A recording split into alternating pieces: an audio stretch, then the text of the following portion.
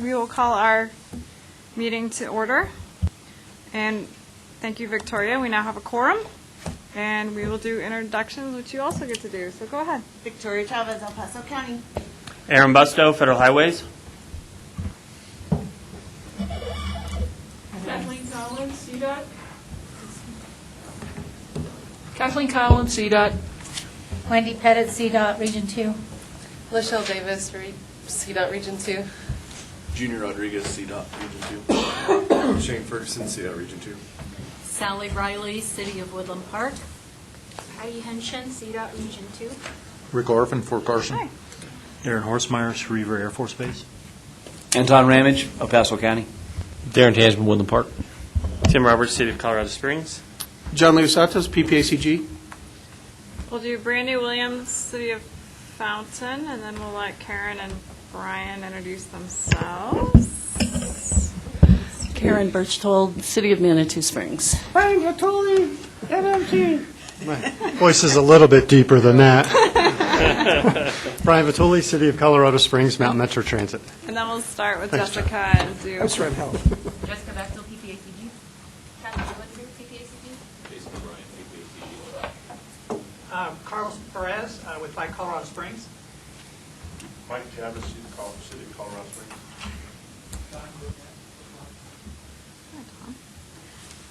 Welcome. Can I get a motion to approve the agenda? So moved. Second. Any changes at all? Second. Thank you. Any changes at all from staff? Perfect. All those in favor? Aye. Any opposed? And I do know we have a member of the public that is very excited to come and comment. We appreciate it. And we'll just make sure the microphone's on because it's always kind of tricky.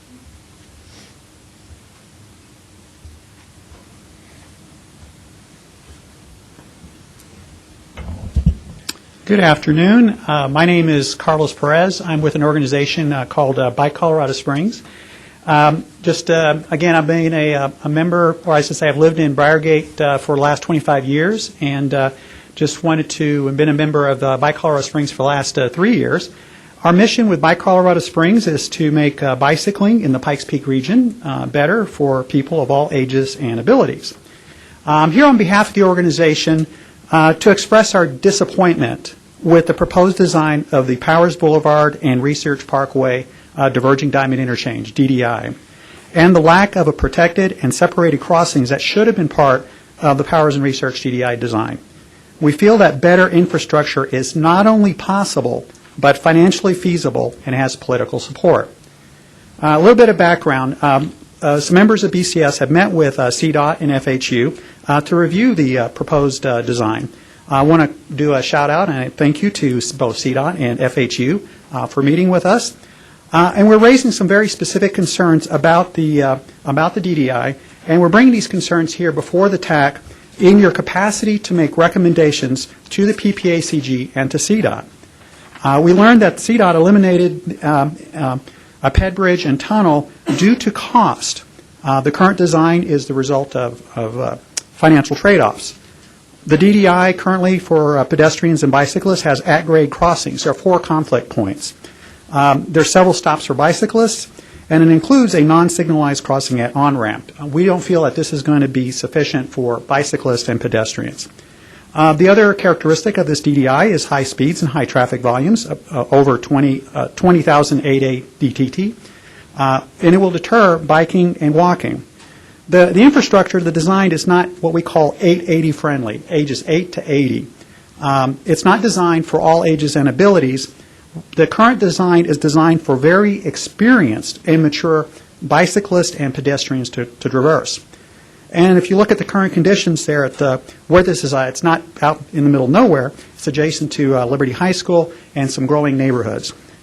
We also feel that this design is inconsistent with the PPACG and city master plans. It's based on an out-of-date EA, and there's many plans that the city has proposed, like Plan CWest, the Bike Master Plan, and so forth.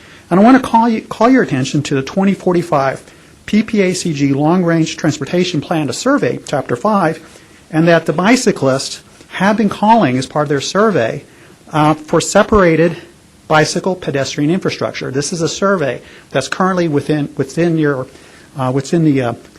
long-range transportation plan.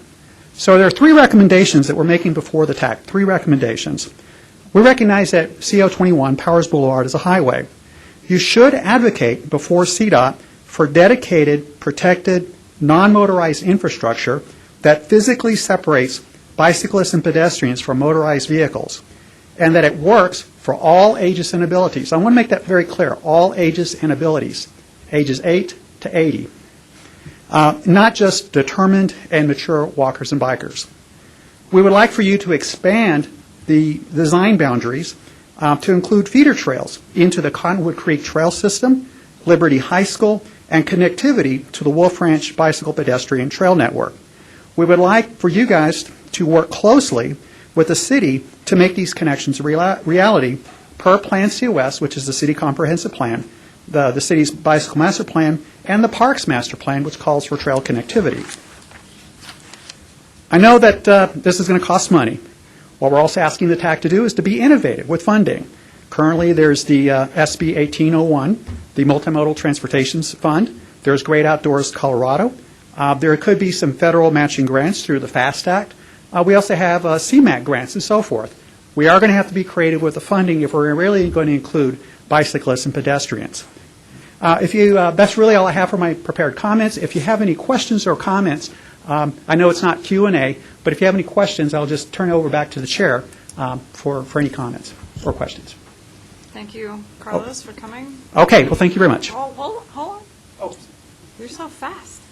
Any comments? My apologies. Or questions or replies or anything from? Well, and Madam Chair, I would point out that this is not a agendized item on the agenda, so Correct. it would not be appropriate to have this be a discussion or action item, and any real comments should come to staff after. We could then put it on the agenda at a later date to have a more in-depth conversation. But to that extent, if you've got something that someone wants to make a comment to you that he just happens to hear, that's fine. Okay. But you have to make sure that it's not something that gets too in-depth. Otherwise, it's not appropriate as a non-agendized item. Okay. With that in mind, Shane? Just to make a comment, I would say that, yes, the current design does not have a separated bike facility.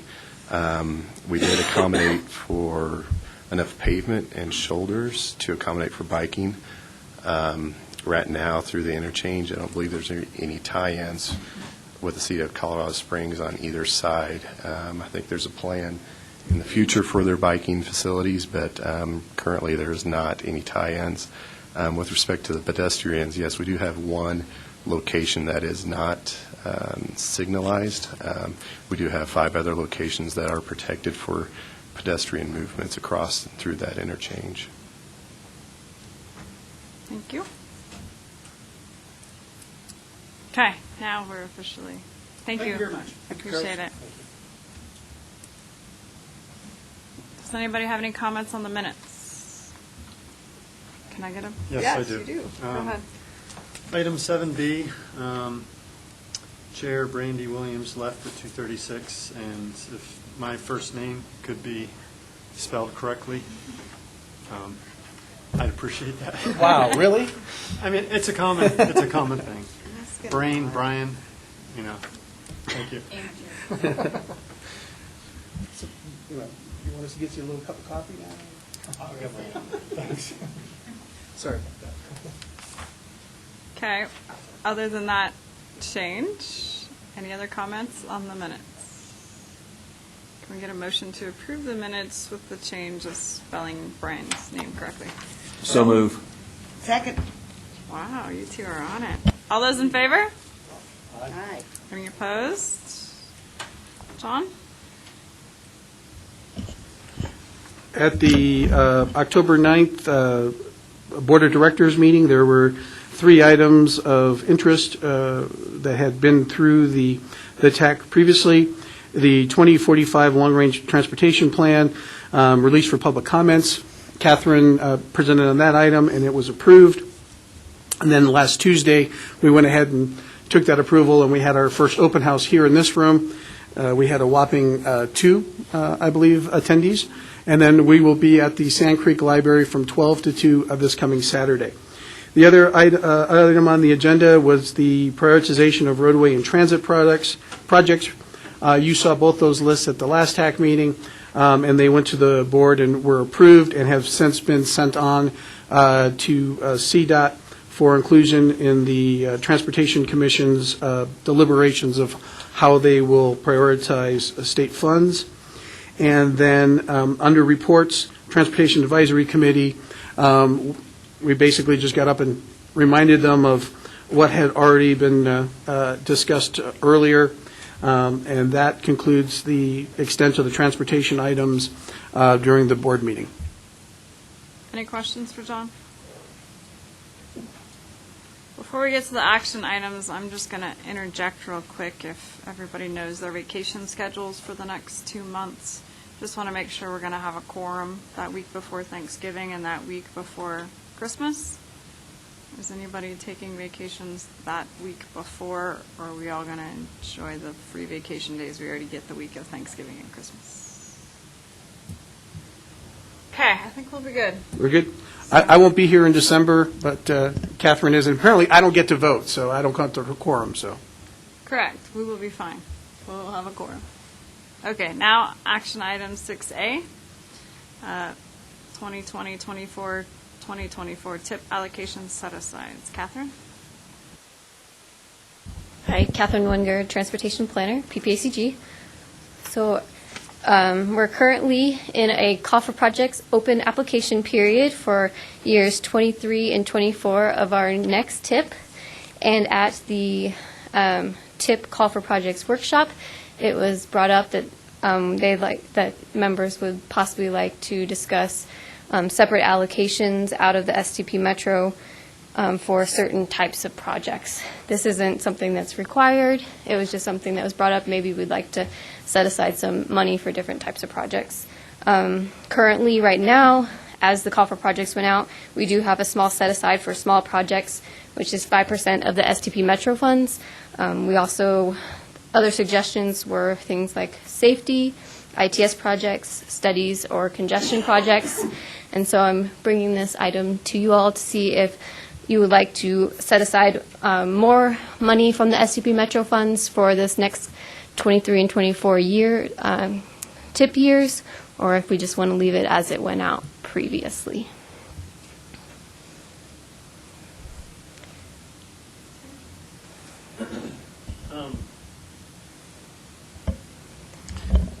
Well, excuse me. So previously we had some like categories such as bridge also. Okay. And I think that, if I recall correctly, and I'm pretty sure I'm getting this correct, is when agencies were submitting bridge projects, it was very difficult for staff to score bridge projects and compare them to like the roadway projects that were being submitted or studies and things like that. So when it came down to it, it was a scoring issue also and not just funding them. So something to keep in mind as we push along this discussion. Okay. And it's possible, I don't know about that side of things since I wasn't here, but how we've done it, well, I've done it in a different location to not be named, is Tucson? Oh, wait, that's me. Arizona. They kept the same scores, but they only scored against themselves. So if you have just a bridge percentage, then you would take just the bridge scores that they had and use that just to score them instead of comparing the two. But I'm open to whatever you all want to do as far as this goes. It's just we can work it out if that's the way you guys would like to go. Yeah, and I think to just expand that, so the federal regulations say that we're required to use performance measures, but that being said, we are winding down and getting ready to sort of implement this new long-range plan, and at that time, after it's in place, we're going to sit down with you all, and one of the first exercises we're all going to do is say, how do you want to do scoring again in the future? I have heard on numerous occasions that not all of you have 100% buy-in with the methodology, and we're not here to, again, force our methodology on you, but rather facilitate a process where you're all comfortable with how that works. So that being said, I don't want you to not do something you want to do because you're afraid of the process, because you guys, not only have control over if you want to set aside funding or not, you also have control over the process by which that funding gets allocated. So to that extent, if you really want to do the bridges, you could add bridges, just tell us what percentage that is and we'll add it. And if it's a thing of you want bridges but you're afraid of how they'll be treated, tell us how you want them to be treated, and again, we'll facilitate that process over time to make sure it is. So hopefully that helps answer your question and gets you comfortable to where you just tell us what exactly you're looking for. And if it's you want some money set aside for bridges, we're happy to do that. If you guys want to collapse the things, we're happy to do that as well. So it's what you collectively as a group are looking to do, as long as, again, at the end of the day, we're following the federal regulations and we exercise some performance measures as part of the decision-making process. Well, I know, at least from the city, we're looking at submitting non-capacity projects also. Well, we are looking at bridge design and construction of roadways too, so.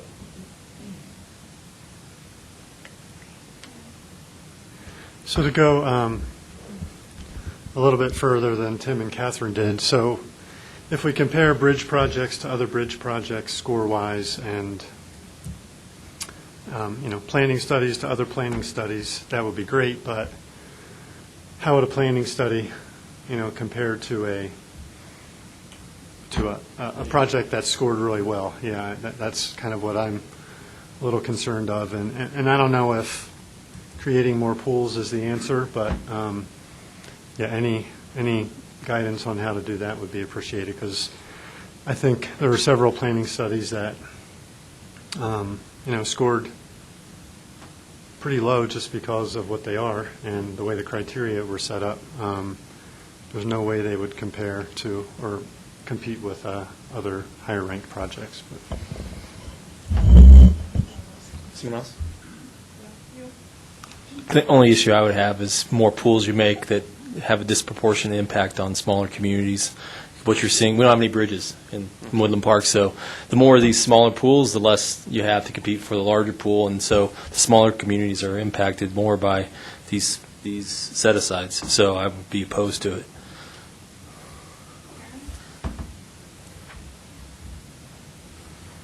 Could you just remind me of the criteria for a small project? Good question. I don't have it with me. Okay. In the It's just not a big project. Yeah. That's not very helpful. Is it based on a dollar amount, or? I think I would hope it's so. Okay. So, yeah. Okay. I think, remember what it is, though. This is a tiny amount of dollars. yeah. Sorry, I need the guidebook with me that I created. But I can look that up and get back to everybody.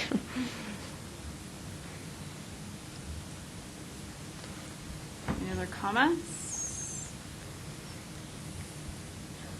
And I guess I'll just say, and the reason it's an action item today is because we are closing out the coffer projects November 1, and then we have the TIP project selection process, so it's kind of important to have this worked out before we go into that selection process so we know which projects go where, so. And that's on the 6th, right, Catherine? Correct. November 6th? Yes. Okay, logically that makes sense. Go ahead, Brian. So Catherine, these numbers are the same as what's in the TIP guidelines Yes. manual document? Okay. Yes, correct. I copied and pasted it. Okay. Anton? Thank you. So my understanding is the intent of this was not to preclude smaller members, or as far as size and number of roads, or limiting their ability to participate. It actually was the intent was the opposite effect, was to give some of the smaller communities an opportunity to have some of their projects go through, because as we look at some of the bigger projects for the city or for the county, Just sheer size, the ADT that goes in a lot of these, it's just going to dominate. And that's not the desire. I think there's an opportunity to be looked at for everyone to participate in this. But you can see what I'm talking about if you do that. I violently agree with you that it could be abused, but that's not the intent. I think, and as I look at the verbiage on here, if you just scroll down just a little bit on the thing, I think the verbiage there really matters. There's other possible set-asides would be like include but are not limited to. And I think that gives some maneuver space for some of the smaller entities to more fully participate in the process. That was the intent of this one single set-aside. And if I'm wrong from some of the other members, please correct me. Yeah, I mean, we would carve out more pieces so that the smaller communities with their studies and projects would be able to compete more with, as Anton's pointing out, when you get into number of crashes and the volume and things like that, our projects tend to rise to the top. This was to help facilitate. I can see how it's rationalized. The other issue is, well, if we aren't competitive in the large pool, we'll never see any of these monies anyway. So, but I guess the point is, as you carve it out, and there's these things that you carve, like I said, bridges, for instance. One instance, we have 0 bridges, so that would be something we'd be taken out of completely, a piece of the larger pool that we'd be taken out of because it wouldn't even be competing for that. So I can see where you're going with it, though. Absolutely. Thank you. Yeah, and Fountain, all of our bridges are fine, knock on wood, and we'll enjoy that as long as possible. So that's kind of where the arm wrestling, horse trading, making sure that money gets spread around to the different municipalities really comes in. There is a scoring process, but at the end of the day, we all do our best to agree on the projects and try to spread the funds out between the different municipalities and counties to make sure that there's a project going on everywhere. Granted, they're not all the same size. That part makes it a little bit harder, at least for my rationale, like the tens of millions of dollars usually end up going to the county and the city, just sheer volume. But maybe in this process we'll come up with a way to start taking projects that are bigger in the smaller municipalities and breaking them out so that eventually the dollars get to that $5 million price tag. It just happens over successive years, and that's what we'll have to talk about on the 6th. And think about that between now and the end of this month when you're submitting your projects, how you want to present that and what that long-term plan looks like, because it is 23 and 24, but eventually there'll be 25, 26, 27, 28. We're going to have to get this all ironed out at some point. So, does anybody see a need to change it today? And there's also the option of, it's currently at 5%, and you could make it, 6, 7, 8% of small projects if you wanted to ensure and kind of group those smaller projects with a little bit more funding, but just an idea.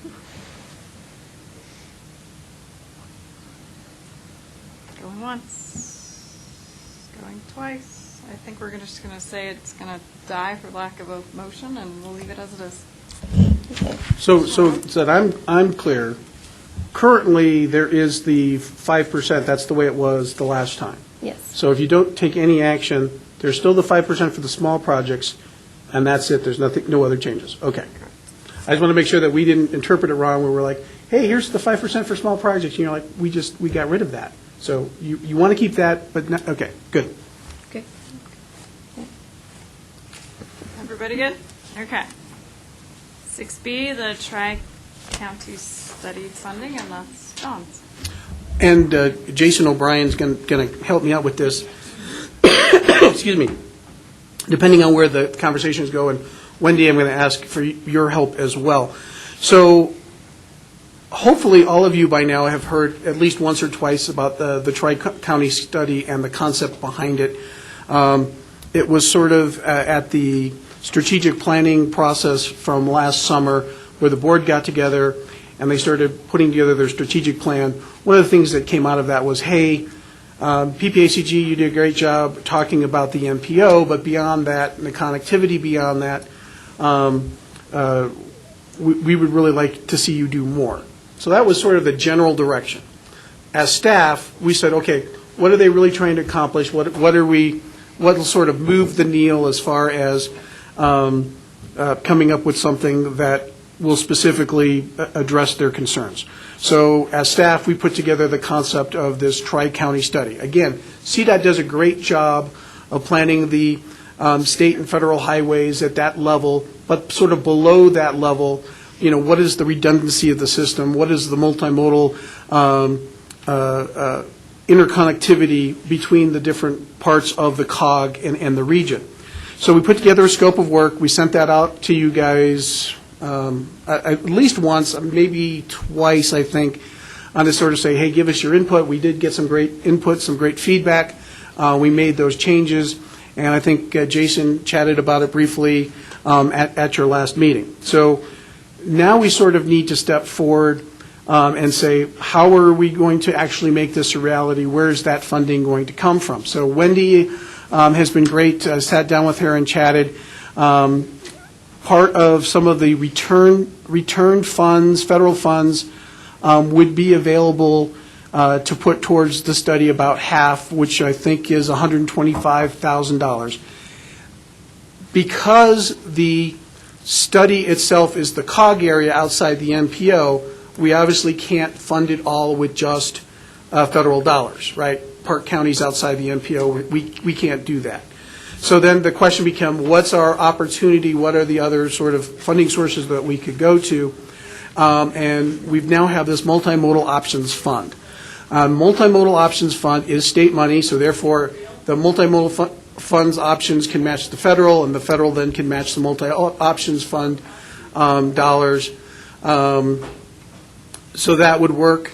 The multimodal options fund, from what we understand of the eligibility, is that it can be used for studies, and especially since this study is going to include multimodal components, it would be an eligible expense.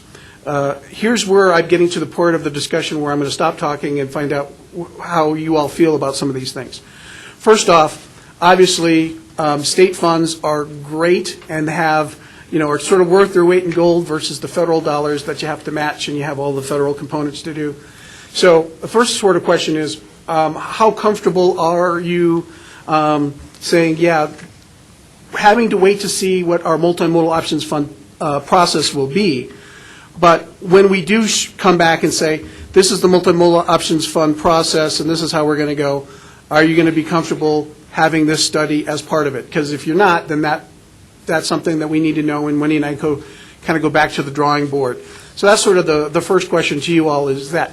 The second question is, PPACG is not an eligible recipient for multimodal options fund. So that means one of the jurisdictions would need to step up and be the project sponsor. That being said, we at PPACG would do a majority of the heavy lifting and help secure the consultant and work with the consultant and do a lot of those things.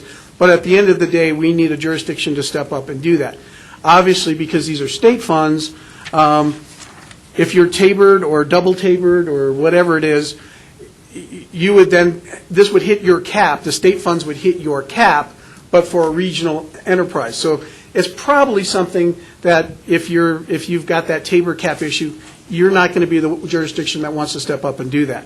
So it would maybe be Fountain or Woodland Park or even Teller County, if those are, again, the eligible ones. And again, we're looking for something that's sort of inside the MPO as well as there, because you have to be inside the MPO for the federal funds part of it. So the discussion I said something wrong. Wendy, please correct me. I'm happy to be corrected. They don't have to be in the MPO because the federal funds are mine. Oh, okay. So they would be state federal Correct. funds, and then They you'd would be the... They're federal, Okay, but I'm they're sorry. region federal funds. Thank you. So it doesn't have to be, but so again, we can sort of work that out. But at this point, I think the question before you is, are you comfortable, and again, PPACG would put together the application for the multimodal options fund when we start divvying up that process. And again, it would go through the normal process. We don't want to presuppose that that's going to be off the top unless you all are like, yeah, go ahead and start moving forward with that. But I'm making the assumption, because we haven't even sort of had the opportunity for the jurisdictions to do your budgeting and figure out how much projects you can ask for versus your TABOR and everything else. Once we start the project, are you comfortable with PPACG putting in an application for it and competing like anything else? And then afterwards, again, once we get past that hurdle, again, having PPACG look for one of the jurisdictions here to be that sponsor to help with the funds, because again, we can't be, at the end of the day, the official applicant. So Wendy, if you could jump in and fix all the mistakes I've made or help clarify this, I might appreciate it. Well, you haven't made any mistakes. Yet. So you can't be the applicant either. So we have to That is have correct. a local that is willing to be the applicant and be the steward of the process. So basically, you can help them draft the application for submittal to the process, and then it would go through the rest of the process just like any other application and be awarded or not, as it may be. And then that person would be the clearinghouse for the bills for all the different areas. So we'd have one central location that all the billing would go to. So if we're doing something in Teller County and we've included rural El Paso County and Park County and so forth, whatever is done, all the bills would go to Teller County. Teller County is our clearinghouse person, our IGA person. So we have to have one entity to do the IGA with. So I have a quick question, since I had to leave early last time. My apologies. Is the deadline the end of October? Do we have a deadline for the MMOF yet? No, we're talking about that next, but not yet. Right. Not yet at Not yet. all, like not even an inkling? Well, there are deadlines for using the state funds. We just don't have our application or process yet. And what are those deadlines? Right. Well, as far as the state's concerned, we could, I'm sorry. Oh. As far as the state's concerned, we could move forward. I think Dr. Cog has already done their programming process, and North Front Range has done their programming process. So it's up to us. But when we brought back the Multimodal Options Fund and said, hey, how do you guys feel about starting to program this? One of the things that was brought up that we didn't realize as the NPO was you all as jurisdictions, it hits your TABOR cap. So you were going to need some additional time to budget that. So I think this item today, and Catherine, correct me if I'm wrong, is to sort of talk about how the process needs to work so that you all have an equal opportunity to put in for those funds and how that process is going to work. So as far as the state's concerned, it's a sub-allocation of PPACG. We need to develop our process and then go through our process, and then we can start moving forward. So if you're all, with whatever timeline you're all comfortable with, I think the state would be available for that as well. I did reach out to Tim Kirby and asked about, because these funds are have to be spent by a certain date, unlike other things that you do where it's like, oh, they have to be obligated, and then after you obligate it, then you can sort of take your time spending it. These funds, because they come from the state, you basically have to have the money expended out of CDOT's paws by date certain. If you don't do that, if you've paid the contractor, and then your guy goes on vacation for a week and comes back and tries to submit the bill to CDOT after that date is over, guess what? You guys just purchased that improvement. Because CDOT, it's not that they don't want to reimburse you, it's that they can't reimburse you because the legislature by that time would have swept the money and moved it someplace else. So any projects anybody undertakes, you have to understand what the date certain deadline is and make sure that you can comply with that as part of your application. Because like some of these other things where we're cleaning things up, this is, the money just disappears and is no longer available. And do we know that date yet? I think we do, it's in the packet. Call for projects is January. Yeah. Yeah. Yeah, I saw it 2023, but that's a long year. So it's June 30th? Yeah. So don't bring a project that you're like, yeah, this is going to be great when we do the last pour in 2024. No, don't bring that project into the process. And the 50% match that goes along with the MOF money could come from PPCG. That's what I'm trying to figure out. No, all right, so if Just for we're still, study. we're still talking about the Tri-County study. It's going to be federal dollars matched with MOF. So the MOF match that's required comes from the federal dollars, and the federal match that's required will come from MOF. So we're matching both against each other. Tim? So, not being familiar with the TPR planning process, looking at the scope, is there, does Region 2 and the the statewide process, are we duplicating efforts? I'll let Wendy chime in, but no, because right now, the way that the statewide planning effort goes is there are 15 TPRs throughout the state. TPRs 1 through 5 are NPOs.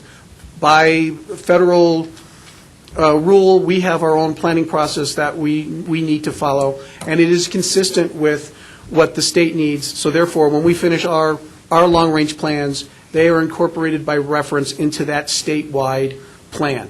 For the TPRs 6 through 15, those rural TPRs, all of that is sort of administered by CDOT. CDOT then develops 10 separate sort of plans for each of those TPRs, and then they go up. But each of those plans, all they are really addressing are those projects that are state system using those state funds and above. It's not catching a lot of the other connectivity for the region. Is there a better way of explaining that, I hope? I did a clumsy job, but did that make some sense? Yeah, we're missing it. The PR process doesn't dig down to the lower level. Right. Roadways. Right.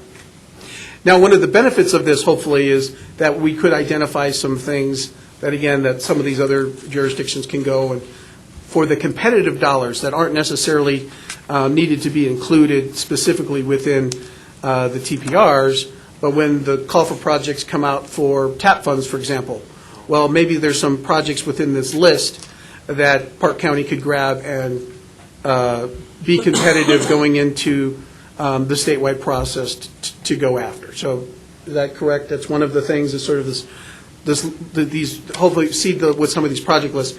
But again, that's not required and not included really in that statewide planning process. I'm seeing some nods, so I think I kind of answered that correctly. So it would help the rural areas that are tied to the MPO area here be in a position to know what those projects are, so that when different funding sources become available, they know that this project would meet this criteria. They'd have those identified in a much better light than they would have otherwise. And it ties into the MPO as it moves back into the urbanizing area from the outlying areas coming back in. So it's a win-win all the way around. Did you have anything you wanted to add, Jason? No, that's exactly right. Yeah, he's my expert, so I have him handy. He's validating. That's the idea, yeah.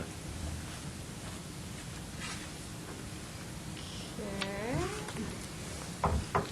So again, it's listed as an action item, but again, the action item is really just sort of a direct staff to go ahead and find a jurisdiction willing to do it and move through the application projects. Because again, I think what it is at this point is we've sort of tiptoed around this and said, hey, this is the idea. Are you guys okay with it? And so far, we've gotten a lot of head nods, but now we actually have to start moving forward.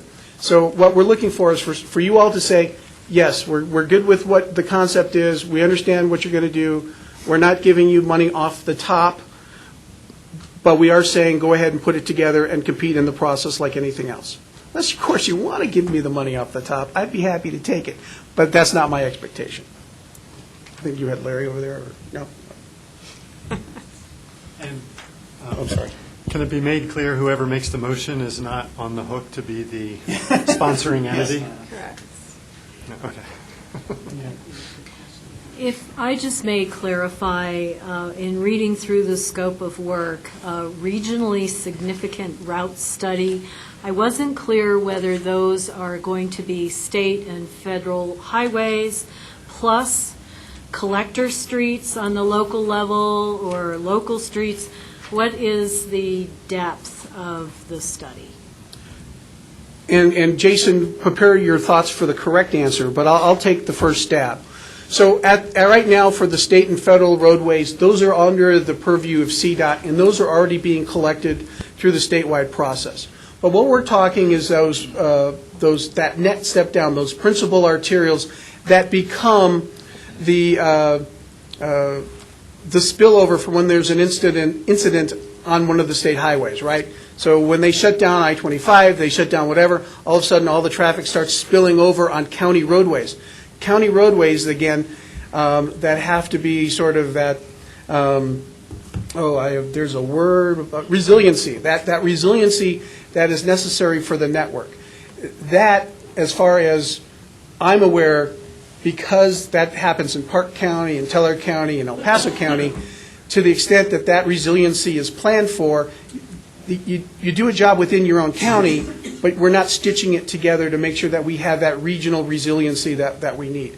So the identification of these routes is such that we want to make sure that we have that connectivity so that we have that next step down ready to move forward. That being said, I think we could also look at it as, how do these things grow up? What do they want to be when they grow up? There could be something that starts in eastern El Paso County, goes through Colorado Springs, hits Monument, and I apologize for my poor, that sort of thing. That might start as a regionally significant route that's identified in this study and has 4 different jurisdictions, but in a few years, maybe 15 or 20, it ends up growing up, and we go to CDOT and say, this is something that should be a state highway or state route. This is that opportunity to start planning for those things and collectively doing it. How many times have we thought, oh, well, that's going to be some connectivity that we're going to need in the future, and then all of a sudden, because of some other land use decisions or other planning decisions, all of a sudden that's gone, and you no longer have that ability to make that choice because it hasn't been identified as the region as something that's valuable. So that would be the value and the utility of that exercise. Jason, can you make that sound better than what I said? No, I think that's great. That's accurate. I would just add that to some extent, the answer is we'd expect it to come out of the process up to a point. And obviously, we wouldn't want to drill down too much because we wouldn't want to spend all our time and resources on a vast network with lower level roads. But I'd say that's true, and the rest of it is just that we would expect it to come out of the process. That's a better answer. Is it fair to say then that this would be a study for alternate routes to create redundancy in the system? That would certainly be part of it. And if I could just clarify one other thing, I think John already said this, but the sponsoring jurisdiction would not be on the hook for being the project manager. PPACG would manage the project. You would just be listed as the official project sponsor. Unless you really want to break my heart. I can help.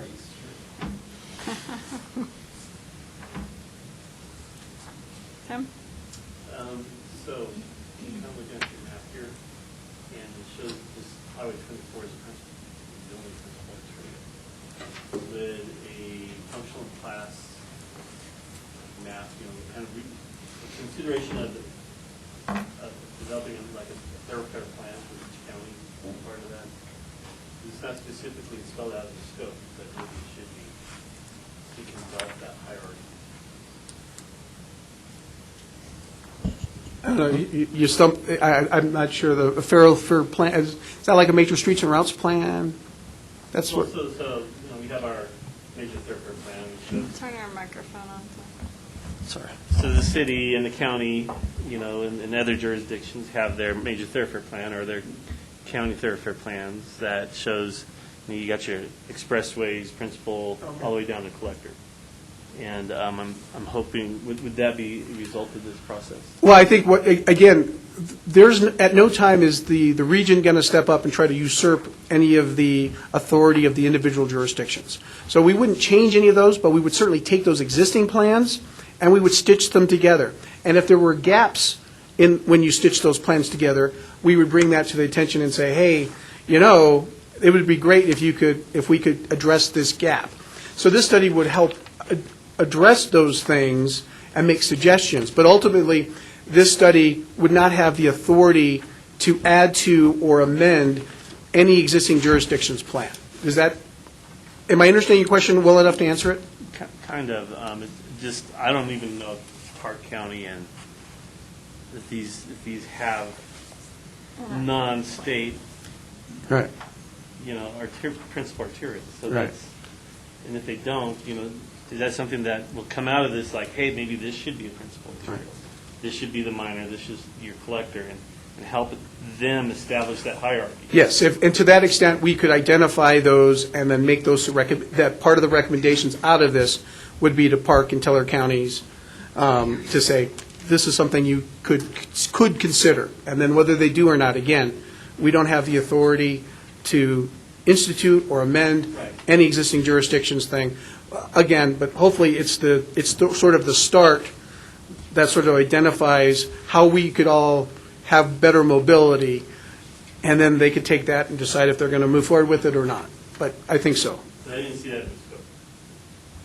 I'm going to get Aaron, then we'll have So CDOT does have the official functional classification log for all roads, all public roads in the state, so that should already be done. Now, if you're asking to line them up, I think that goes back to what John was saying.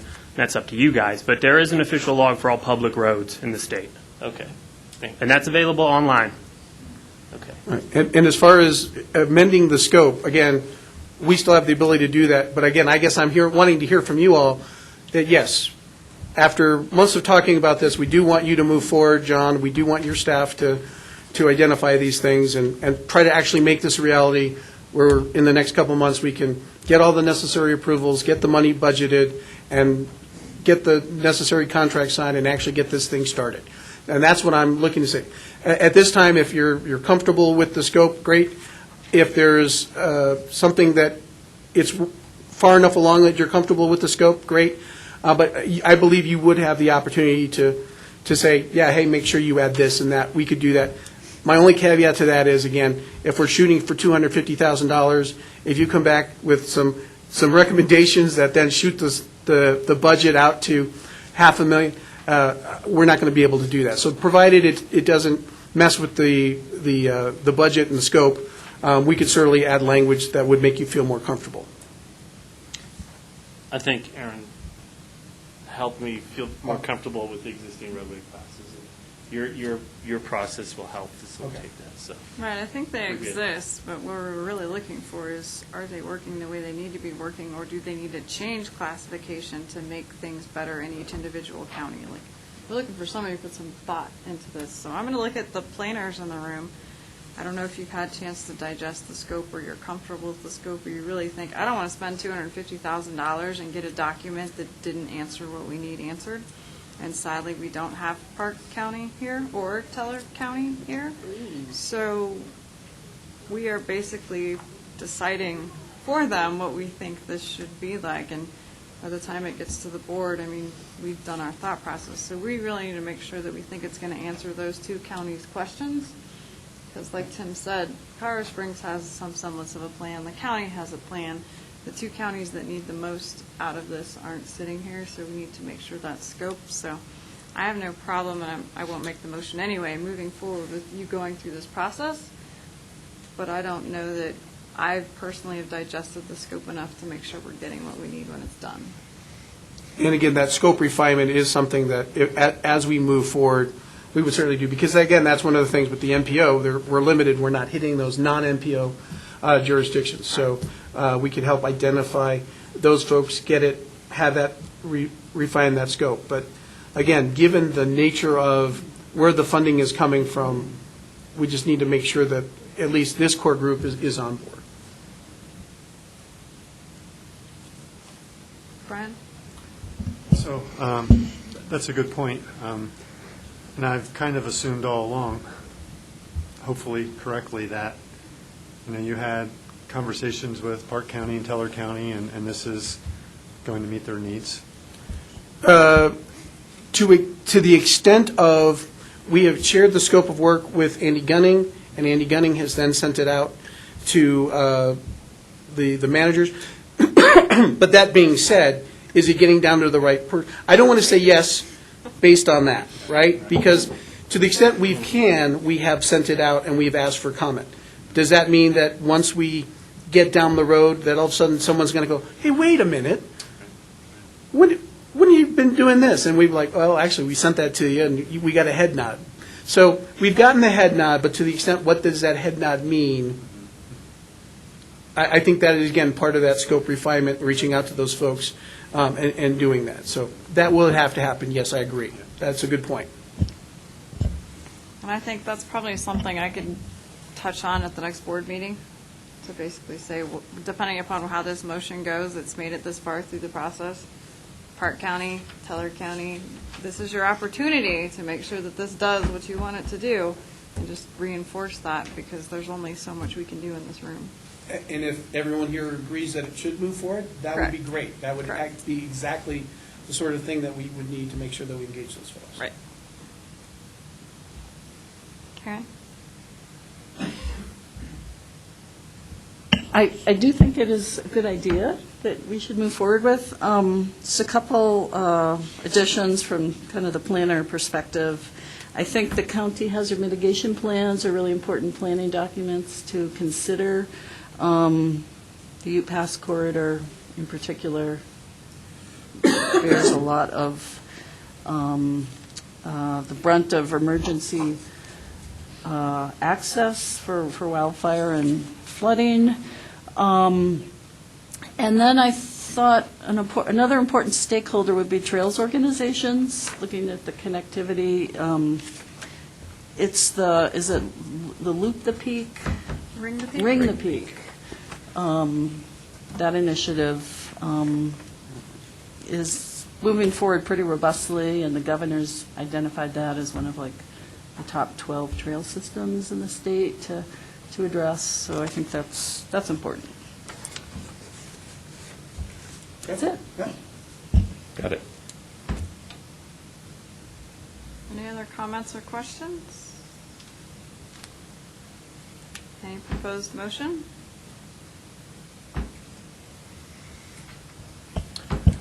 I'd like to propose that we direct the PPACG staff to further coordinate and refine the attached scope of work to work with CDOT in securing funding and process necessary to the minutes starting the procurement related to securing a consultant for this study.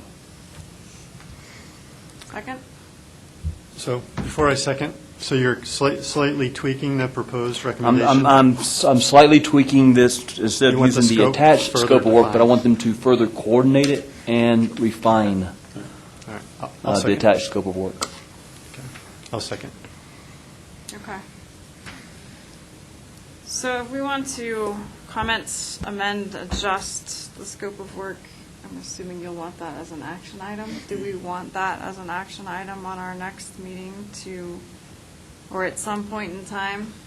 I mean, I think you're going to want an official yes on that scope of work. So since there's refinement going on, if we could put it on the next agenda. We will bring that back. I think the way I interpret it, and perhaps incorrectly, was what we were really asking for is this something that we should continue with? I'm getting the general sense, yes, but make sure you make your case. One of the things is, and one of the main questions was, right now, was this funding cocktail that we have. No one said that you absolutely hate it, don't do that. So part of that funding cocktail is bringing back to the Multimodal Options Fund, which is going to be item 7B. As you develop that timeline and process, we would enter into that process with the refined scope of work.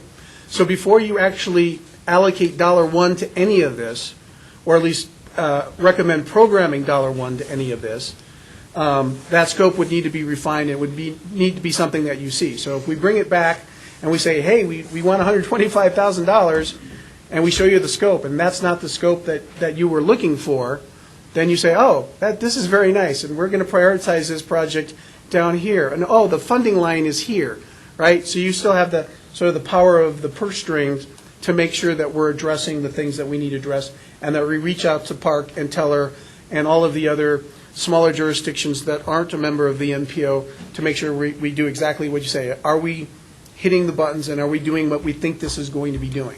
So we have that as the charge to go back and answer those questions, so that way when it enters into the process for funding, if we have those questions answered and you're comfortable with it, you prioritize it where it needs to go. And even if you think it's great, but you've got other projects that you believe that $125,000 should be spent on more, then that's where you prioritize it, and we go back to the drawing board and we look for other funding cocktails to do it. That being said, if we hit the mark, everyone believes that this study is going to be a benefit, not just be something that sits on a shelf, not just something that's going to hold the door open when it's a windy day, and you prioritize it as such, then we've gotten everything as far as buy-in on the scope, and then we can move forward with getting entering into the contract, finding that, making sure we have that sponsor, entering into the contract with CDOT, getting those funds obligated, getting the consultant on board, and then moving forward. So that way, instead of kind of saying, this is something we're going to be doing, actually making it happen. And that's what I really am looking to do is, I don't like to keep on talking about things. Either you guys tell me kill it or make it happen, because I'd rather just kill it than waste everyone's time with it. But if it's something that's got value, at least to this point, I'd want to try to make it happen. Along those same lines, I'd rather finalize the scope before, as opposed to put it below the funding line and tell you no. Right, well. I think we feel like this should happen, and we feel like it's important. Let's get that scope defined and everybody on the same page sooner, rather than end the MMOF process, because by then it's too late, and I don't want to have to get people back on board, because we should have just told you no now. Okay. Any objections to that? Yeah, so let's get that scope defined, because I think we want this to happen. Okay, we have a motion and a second. All those in favor? Aye. Any opposed? Thank you. Item 7A, the TIP project, I don't know. TIP project obligations deadline status report. Catherine? So Catherine Winger, Transportation Planner, PPACG.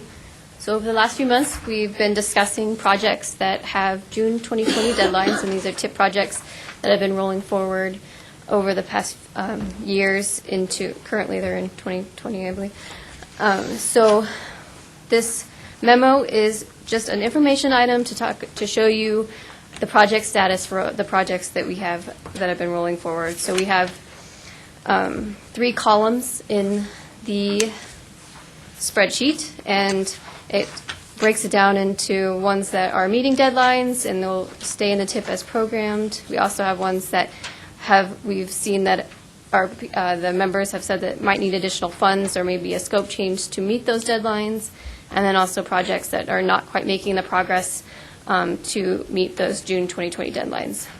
Since this actually went out, we've been holding meetings with each of the jurisdictions that are on the third column, and so we're trying to make sure that the progress is met and that we can move them into the other columns so that everybody gets their projects and it all gets done on time and everybody's happy that way. So we are working diligently to try and get those projects moving. And so I appreciate everybody meeting with us and CDOT meeting with us as well to get those moving. And I'm not going to hash out any of the projects today since we're doing that offline. But I'm happy to answer questions if needed. And just wanted to also point out regarding this, I did a little bit of an adjustment for the proposed timeline. As the previous timeline actually would have been kind of an action item today. Instead, I tried to find a couple more months to get us a little bit more time to get those projects moving forward so we don't have to worry about them. So today would be information. November would also be an information item with updates to this spreadsheet that I've given you. And then in December, the idea is to bring it, again, for an information item, but there it'd be, have you met those deadlines? And if not, this is this is the spreadsheet that we would like to bring for action in January. And so in January, the proposal is to bring the spreadsheet for action, and therefore you have projects that stay as is, or you have projects that need some adjustments, or you have projects that would like to return their money to the funds and then be reallocated somewhere. So it would be one big action item, and we'd be able to readjust projects all at one time, and that gives us a little bit more time right now to make sure we are moving projects. Hopefully that makes sense. I know it's a little different than what we were doing before, but I wanted to give us more time. So the proposal is December, you'll see this for information, and it'll be kind of the last push we have. And then January, we really need to take action, possible action on projects that aren't meeting the progress. John, do you have something to say, or does it just look like it? Well, I'd hate to go ahead of the committee members. I just wanted to thank everybody for their participation in this. I was listening to Eno Center for Transportation webinar, and I think that's a think tank out of D.C. And Aaron, correct me if I may have heard this wrong, but with the FAST Act, because they had basically it was a 5-year bill with only 4 years of funding or something like that, there are massive rescissions built into the budget. So basically, on a national level, all of these funds are going to just disappear because, again, it's sort of the, oh, well, we spent, we've got $50 worth of projects, but only $40 worth of money. Oh, that's okay. We'll just pay for the first $40 worth of sort of stuff. And whoever is the last $10 out, they're going to be out. So I think this is a national problem. I'm really happy that you guys have been working so hard to make sure that it's not us on the outside looking in. So again, hopefully we can beat those rescissions and be ahead of the game. And again, I really appreciate everyone's efforts to make sure that anybody who gets left on the outside is in some other county in Colorado and not within our MPO. So again, thank you. Brian? Sure. Okay. Thank you. First off, I just wanted to say thank you for, at least another month's grace period to look into this, so we appreciate that. But I just want to make sure I heard your timeline right. You said next month you'll come back, so this will be November. We'll have an updated spreadsheet with, the results of what another month have done for us and our projects. Yes. And then December,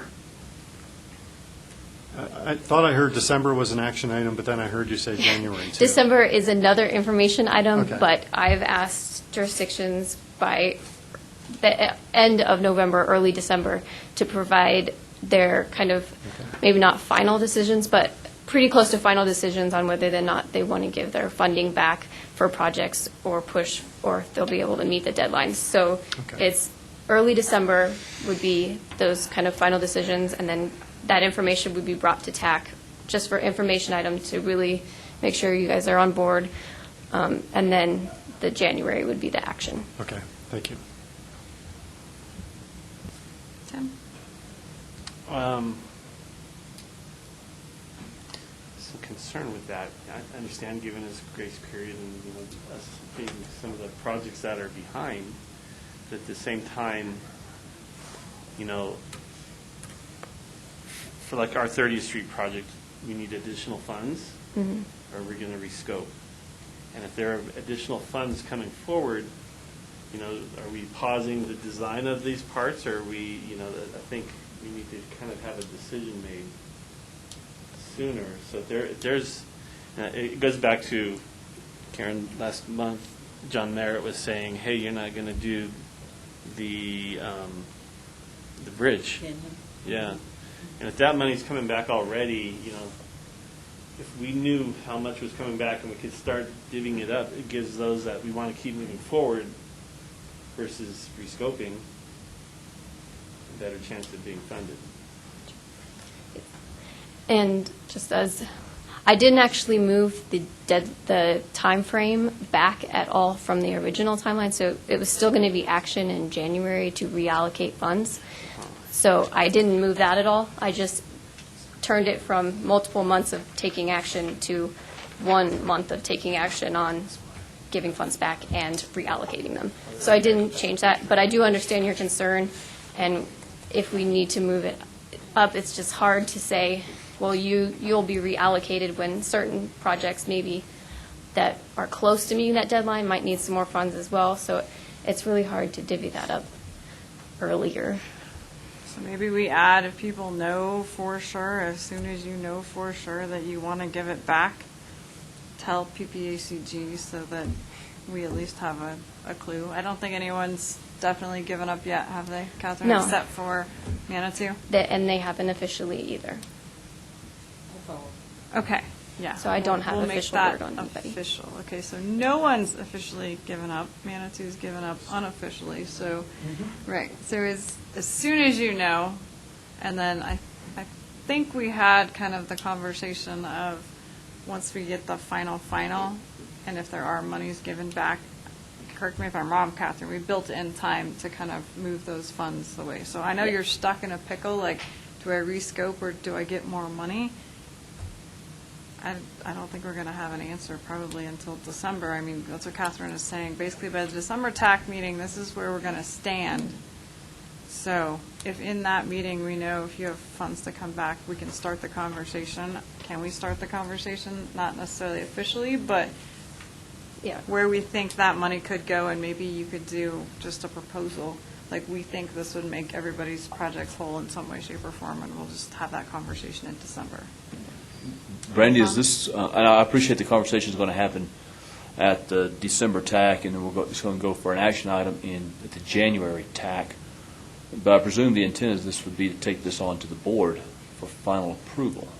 So the actual movement of money may not happen until earliest starting in February.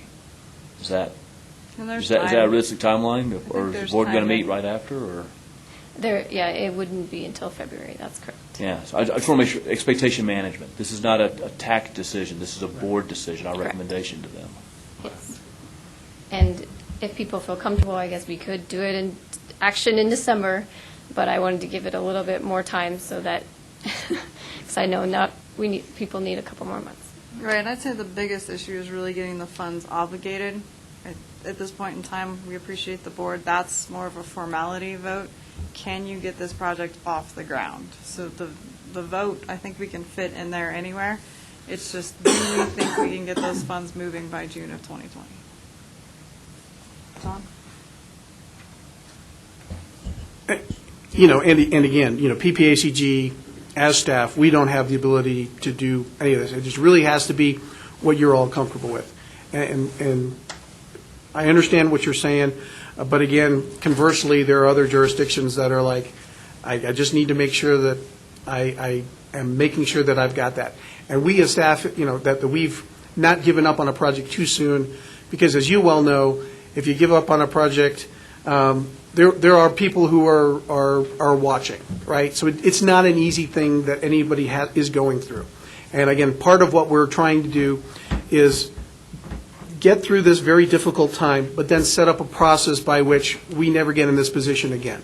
And that will be things like when we construct the tip, don't put design and construction and right away all in the same year. Space those things out, make sure that we have a good supply of projects and design projects, so that way we can make sure if there's a slippage in the schedule, we're always obligating the funds on an annual basis. That being said, we're trying to do this as painless as possible, and that's why we've come up with some of the things that we have where, again, people can have some idea like how this would all happen simultaneously. If you gave money back, what would be the sort of thing that you might get back in return at the same time? One hand pushing money out on the table at the same time the other hand's kind of pushing money back towards you. So that way there's some comfort, because it's sort of become this thing where everybody is very uncomfortable that they would push money in, still have a project that's underfunded that they can deliver, and not necessarily get anything back. So we're just trying our best to get everyone's comfort level to the point where it is. But at the end of the day, it's all your decision, right? We're just facilitating your process. So, if you want to get with some of the other jurisdictions and talk about moving up the timeline, and you can make a motion and you can get somebody to second it and you get enough people to vote for it, we'll move up the timeline. That being said, this has been sort of the consensus building process that we've been moving through, and has sort of not stepped on as many toes as possible. So to the extent possible, you can make this work. I think that would be the road we're headed on. But again, it's up to you all as a group, and you decide what you want to do, and then Catherine and I will just implement your direction.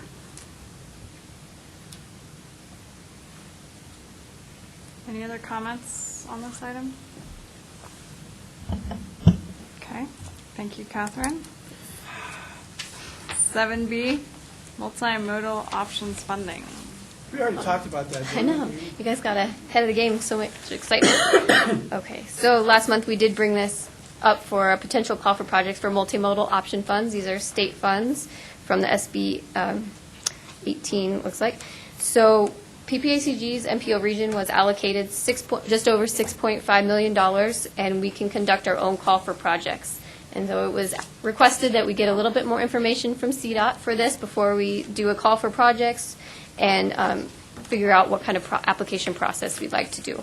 So we did get a little bit more information, maybe not quite as much as we have enough to move on, I think. So one of the major things that I wanted to bring up is that we do have that deadline. There is a deadline for these funds to get used, and that's June 30th of 2023. So in order to make sure that that money is spent and already gone by that time, we do need to kind of move forward and get these projects moving and identified to go into our TIP and get the projects moving. So I have some proposed timelines and call for project ideas so we can move forward with this. We did receive an example application form from CDOT, which has been used at Grand Valley Grand Valley MPO, yeah. And they had that application is attached. We also have our application that we use for TIP, or we can do a completely different application form. So really, the application can be however we want it to be. There is the suggestion of the generic form that was created based off of the Grand Valley MPO and the Region 2 TAP form as well. We also have the proposed timeline adjusted would be we do a call for projects discussion October, November, and then we do January through March do a call for projects in 2020, and then April 2020 do approval of the projects for inclusion in the TIP, and then May 2020 through 2023 the projects begin and get completed by that June 2023. So that is our proposal. Obviously, if we need to adjust, we can. As was mentioned before, also that there's a 50% match on these, so that could also needs to be considered. And I think I'll stop rambling so anyone can ask me questions. Any questions for Catherine? Brian? So Catherine, so what's the timeline for approval of the new TIP? The new TIP is planned for approval in March. Okay. So this would need it to be an amendment to it. So whatever's selected out of this will just be incorporated or amended into the new TIP? Correct. Okay. Yes. And I tried to make it line up so that you already kind of knew what projects you were getting funded through the TIP before you started applying for, or before we picked projects for these funds. So this third line item under the proposed timeline, Yep. April 2020, could you change the end of that sentence to say inclusion in the 2021 to 2024 TIP? I can't. So the reason I did this one was because that's the one that's going to be active until until July 1 when we switch over to the new TIP. So the new TIP's not actually going to be Gotcha. in are active until then. Okay, so new TIP's approved in March, but it won't take effect until July 1st. Yeah. Okay. I actually was just talking with Aaron with Federal Highway about this crossover time-wise because it has to get included into the STIP, so it takes a few months. It has to be signed off through the whole process down to the governor's office and through FHWA, FTA, and so forth, so it wouldn't be till July 1st when everything else comes online. But it's state fiscal year, not federal fiscal year. Correct. That's what. Okay. Correct. So it could be that it takes enough time to, or it needs to go into the other TIP, but I'll make sure it's in the right TIP. So Catherine, if I can just ask a question about not trying to be parochial, but Woodland Park is evaluating all of our ped ramps and sidewalk gaps. That would only be one mode, which is pedestrian. Do the applications have to have multi-modes, or can the applications be a single mode? It's my understanding it could be a single mode as it's because it's considered an alternate mode to what you're, the single car mode. So that's, in my understanding, is that one mode is fine if it's an alternate. A project that is solely ped ramps and sidewalk connections would qualify. Yeah, if it's helping increase. The bicycle and pedestrian projects, it's an or, not an and, so your pedestrian projects. Okay. Because it's helping with the multimodal function. Okay, thank you. So you're not looking for us to pick an application, right? Or are you? No, you don't have to. I guess I was more looking for suggestions on, do you prefer to stick with what you're used to with the TIP application, or do you think we should use the Grand Valley or the generic one from CDOT? So I guess suggestions. If not, maybe we'll. I would say as easy as possible, but that's just because I'm biased and that's my personal opinion. Any other comments on which application? As possible, because that's my personal. That's fine, because you have so much time for that, Yeah. Tim. No, I agree with you. Yes, the easiest application possible that checks all of the boxes you need checked.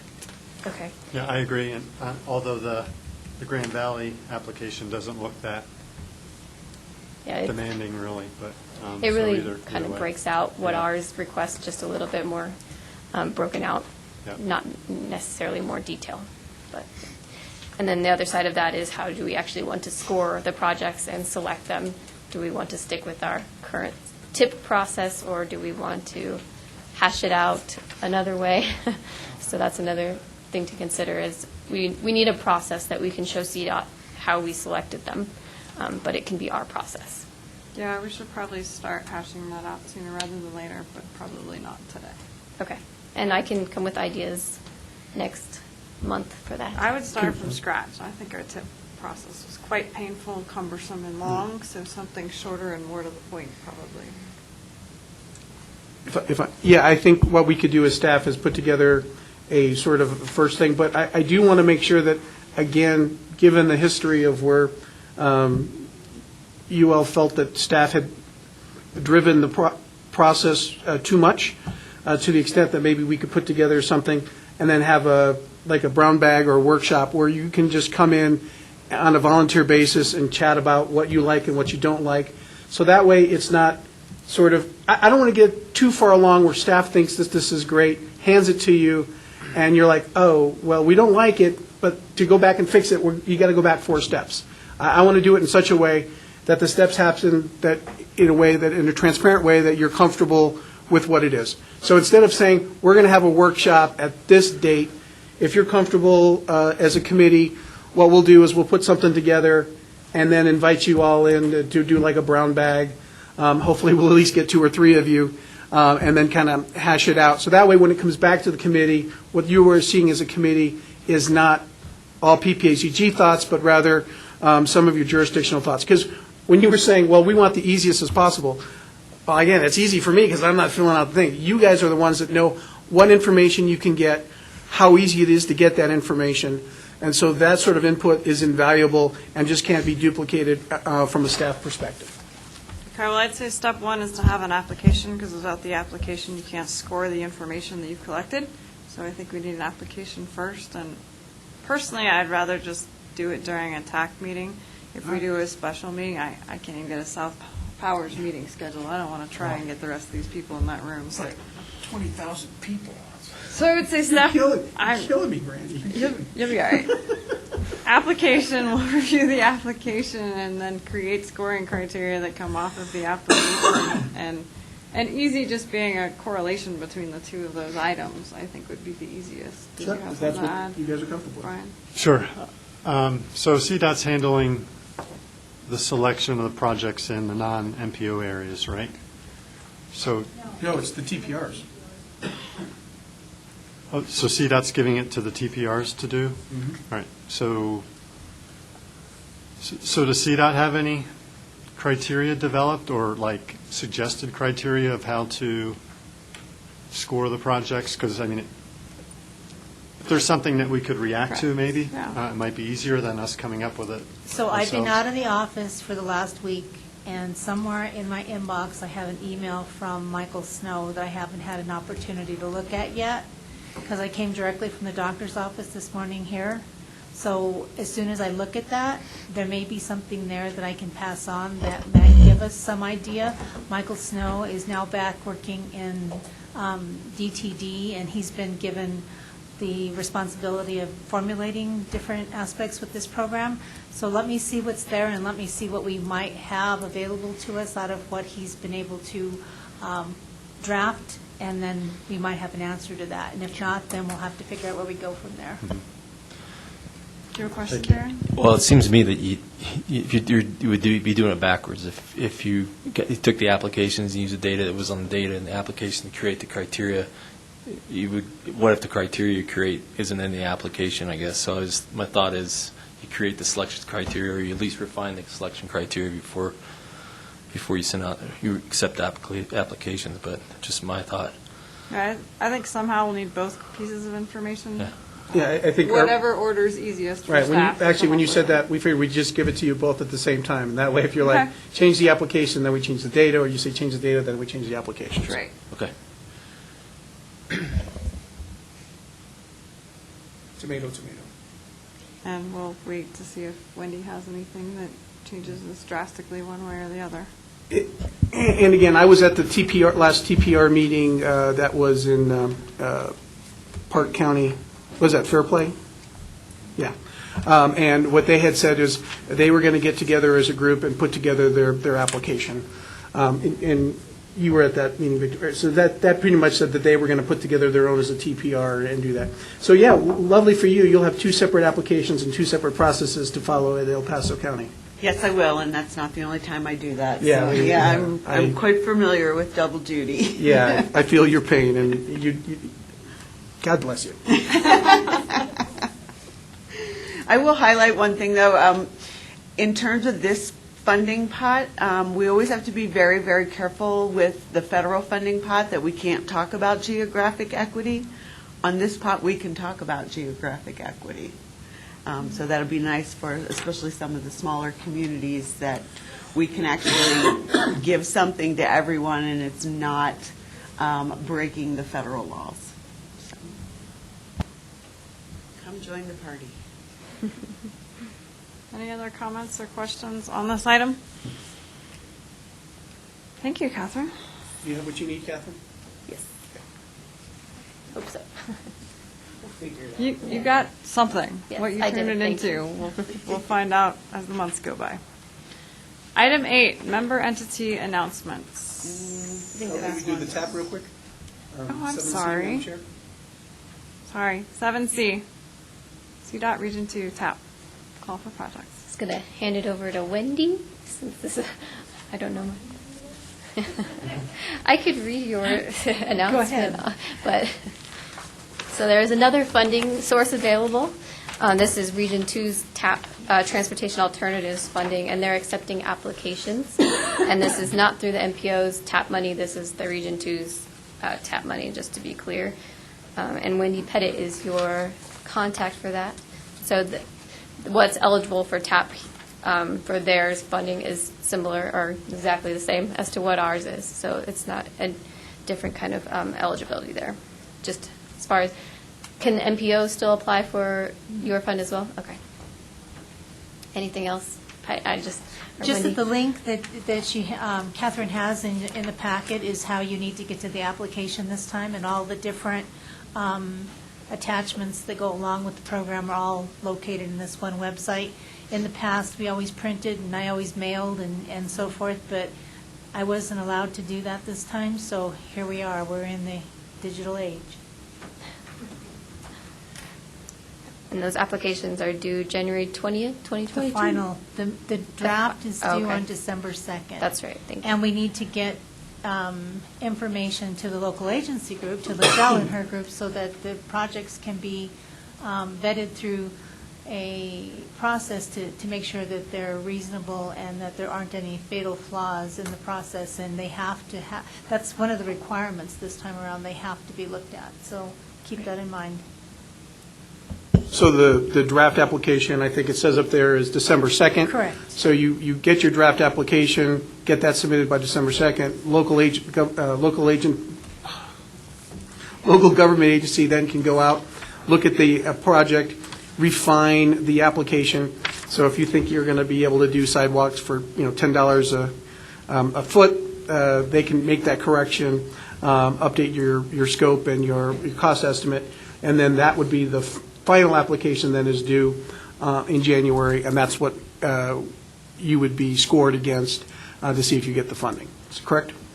And if you're required to make some sort of an update to the draft application and you resubmit the final application without those updates, it's ineligible because it'll have a fatal flaw. It's not realistic. Wow, it's just like college. Worst 6 years of my life. Okay, back to actual item 7C. Any more questions for Wendy or Catherine or John or anybody else? Okay, now on to item 8, member entity announcements. Any member entity announcements? Nothing, Brian? Do we have one? Karen? Yeah, we have a few in Manitou Springs. So we have our ongoing mobility study, which is going to be complete the end of this year, and then we resumed meetings for a Ruxton Ave functionality study. That's the planning study that will inform our design and construction drawings. So we reinitiated that meeting today. Had a really nice turnout, which is great. And then also we have some personnel updates. So John Merritt's been serving as our interim public services director. So 2 staff people were recently promoted, and so Jeff Jones, had been our deputy public services director, is now director, and then Rich Fabro, who has been head of the water utility and wastewater, is now deputy public services director. So does that mean John gets to go back into pseudo-retirement again? Or is he still going to be contracted with you guys for a while? I think he's with us through October. Okay. Yeah. Halloween party. Yes. Any other member entity announcements? Item 9, items for future TAC meetings. We mentioned more than a few. Did you get them all between you and Jason? I just look at them. I think we're good there. Okay. Any other comments, questions, changes? We are adjourned. Thank you.